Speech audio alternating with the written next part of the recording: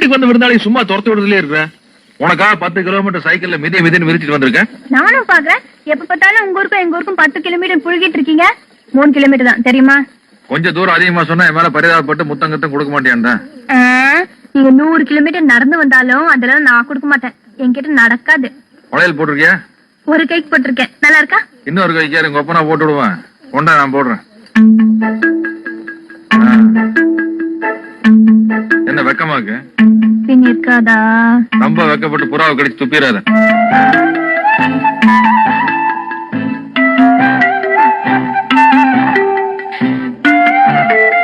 ஏதாச்சும் வந்துடா?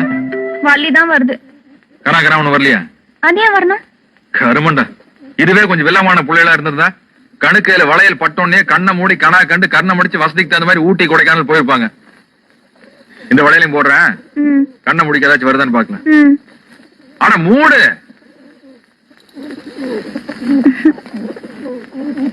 ஏதாச்சும் வந்துட?